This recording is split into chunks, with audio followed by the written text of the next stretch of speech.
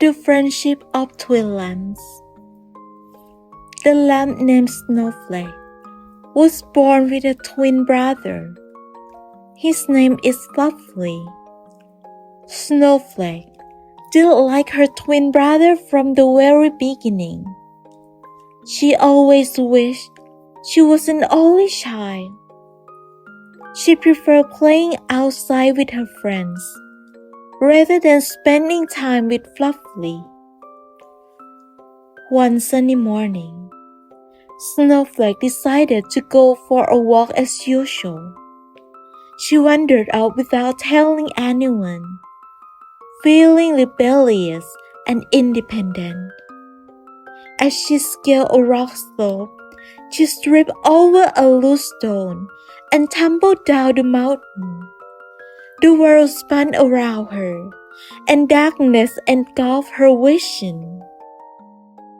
Snowflake cried out for help, but no one heard her. She lay there helplessly, tears streaming down her face, fear gripping her heart. Just as she thought she was about to lose her consciousness, she heard a familiar voice calling her name. It was Flurry, her twin brother. He had swallowed her and now stood at the edge of the cliffs, his little lamb body shaking with fear. With all the strength he could muster, Flurry scrambled down the slope, ignoring sharp rocks and thorny bushes that tore at his fur. When he finally reached her side, he nestled her gently and licked away her tears. "Snowflake," he said softly, "I am sorry for not listening to you before. I promise to be a better brother from now on." And as he said those words, Snowflake felt like tiny spark of hope ignite within her chest.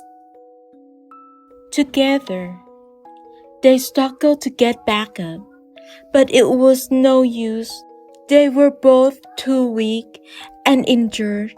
It was then that Flurry remembered their mother's words about the wise old eagle who lived at the top of the mountain. He had once saved their father from a dangerous trap, and perhaps he could help them now. With their remaining strength, they crawled towards the sound of the eagle's call, their hearts pounding with fear and hope.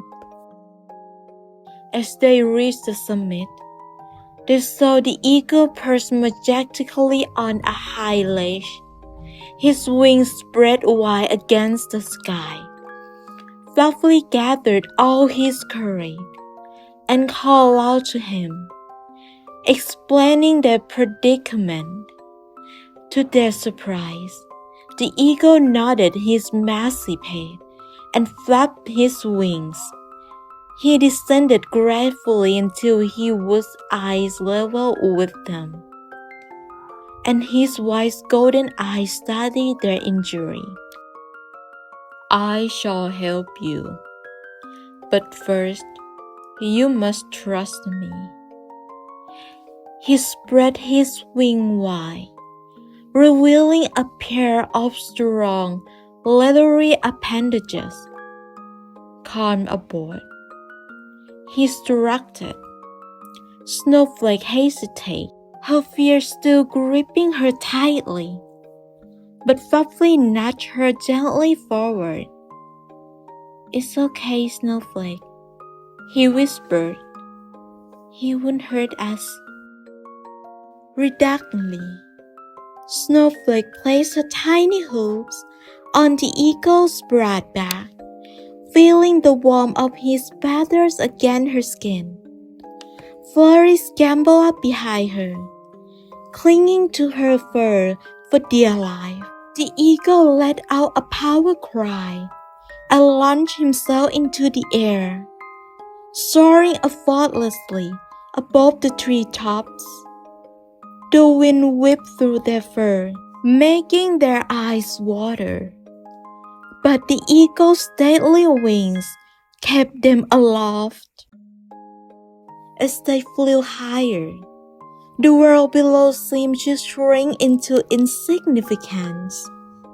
Snowflake gasped in awe as she saw the lush green valley stretching out before them, dotted with lakes and rivers.